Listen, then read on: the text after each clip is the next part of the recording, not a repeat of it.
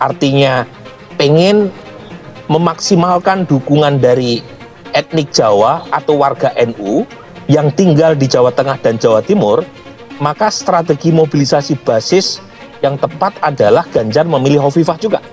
Persis seperti yang dipilih misalnya Pak Jokowi dengan Kiai Ma'ruf Amin, itu kan strategi mobilisasi basis, bukan penetrasi ke kandang lawan.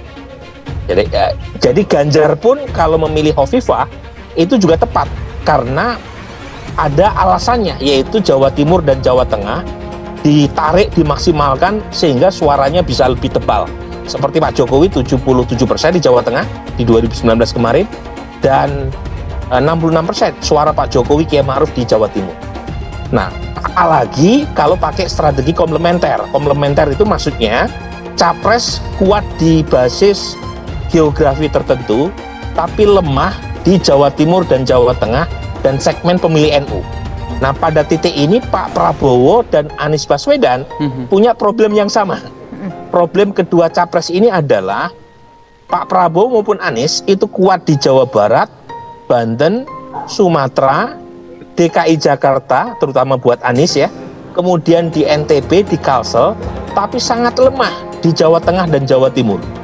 Nah, kalau pakai strategi komplementer, Hovifah lagi-lagi menekan semacam resep untuk mengurangi kelemahan elektoral baik Pak Prabowo atau Anies. Jadi singkat kata kira-kira Tisa, Hovifah ini bisa dipilih oleh ketiga capres kalau ingin menuju rute kemenangan di 2024. Saya melihatnya Hovifah yang paling cocok. Kenapa? Pertama, dia mewakili suara NU. Dari suara-suara Nahdliyin itu paling tidak dia akan diambil oleh Hovifah. Yang kedua, itu suara-suara ibu-ibu, suara perempuan, suara emak-emak. Jangan lupa, the power emak-emak itu berlaku dalam konteks pilpres, dalam konteks pileg juga. Bahkan saat ini partai politik gitu, di pilkada, tim-tim di caleg itu menggunakan emak-emak sebagai tim sukses. Bahkan ya para capres juga ketika menggunakan para relawan itu yang door to door ke masyarakat juga emak-emak itu perempuan gitu. Argumen ini sebetulnya perlu dan tidak kita sampaikan karena publik sudah tahu. Hovifah punya pengalaman menteri, punya pengalaman memimpin, jadi gubernur Jawa Timur, pengalaman DPR yang sudah tahu. Dia unsur perempuan mungkin perlu ada keterwakilan, mungkin ada figur yang dibutuhkan oleh pemilih ini perempuan. Jadi itu wacana semua. Tapi publik sudah tahu kelebihan masing-masing. Mas Ahy punya kelebihan muda, ganteng, cerdas, pendidikan Amerika, ya, tentara. Cucunya Pak Sarwo Edi punya sejarah yang luar biasa, darah biru lah ya. Putranya Pak SBY, jadi masing-masing ada kelebihan dan tokoh NU dibidik untuk cawapres Anies Baswedan. Pakar politik ingatkan tantangan makin kompetitif. Dikutip dari tribunjatim.com Surabaya, tokoh dari Nahdlatul Ulama disebut layak untuk digandeng mantan Gubernur DKI Jakarta Anies Baswedan dalam Pilpres 2024. Kendati demikian, sejumlah tantangan diprediksi bakal dihadapi apabila Anies dan koalisinya membidik tokoh NU sebagai cawapres. Pengamat politik dari Universitas Trunojoyo Madura, Surakim Abdussalam mengungkapkan dalam konteks politik kekinian, penentuan pasangan Pilpres memang akan kompleks. Misalnya, perlu memperhatikan faktor sosiologis dan demografis pemilih. Nah, memilih cawapres sebagai penguat suara juga harus melihat konteks masyarakat Indonesia yang prismatik, di mana pemilih tradisional juga masih dominan. Pemilih rasional juga sudah tumbuh, kata Surakim Minggu 26 Maret. Mengacu analisa itu, nama tokoh NU sebagai salah satu kandidat yang bisa dipertimbangkan calon dinilai masuk akal. Apalagi Nahdliyin atau sebutan untuk warga NU mendominasi demografi masyarakat Indonesia. Namun sekali lagi saat ini eranya kandidat itu harus bisa memenuhi multifaktors atau omnivariable. Kian banyak bisa dipenuhi tentu akan kian kompetitif dan bagus untuk pilihan langsung. Jelas Wakil Rektor 3 UTM. Di sisi lain, Surokim berpendapat membidik tokoh NU saat ini juga tidak mudah dengan sejumlah tantangan, sebab sudah ada garis demarkasi dari PBNU tentang NU yang menjaga jarak dalam Pilpres. Maka, jika mengambil tokoh NU yang ada irisan atau ada relasi dekat dengan warga Nahdliyin, paling tidak ada relasi kultural Nahdliyinnya, ungkap peneliti senior SSC ini. Menurut saya itu juga bukan jaminan karena pertimbangan memilih dalam Pilpres. Pertimbangan utama tetap capresnya.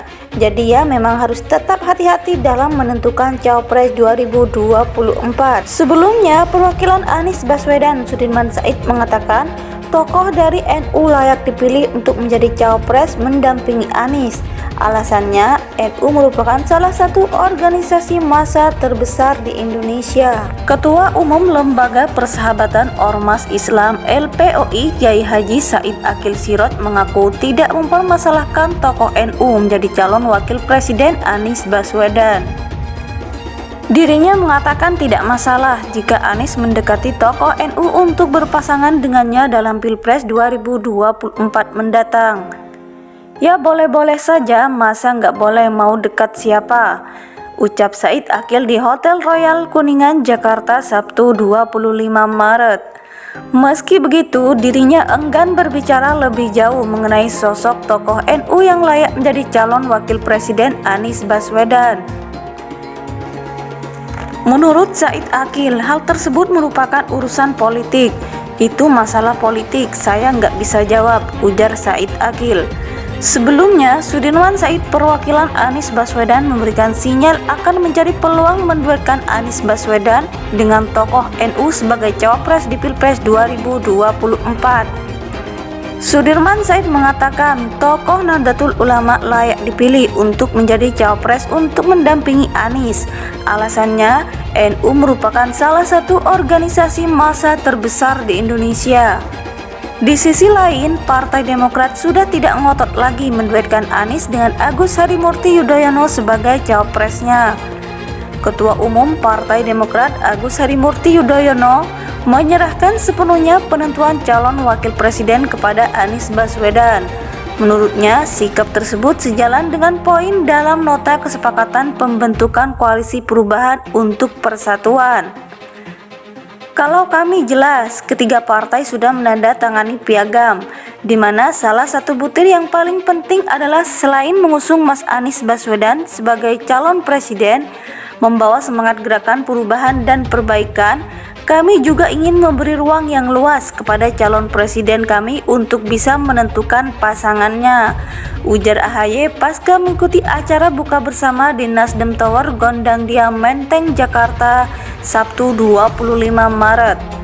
Ada kriteria-kriteria yang beliaulah yang akan paling tahu dan paling menentukan pada akhirnya, sambung dia.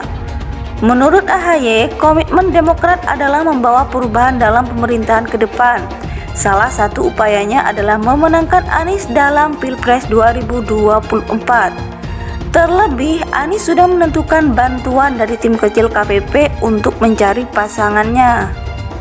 Mantan Wakil Presiden Yusuf Kala atau JK lebih condong mendukung Anies jadi calon presiden di Pilpres 2024 ketimbang tokoh lain misalnya Prabowo Subianto ataupun Ganjar Pranowo.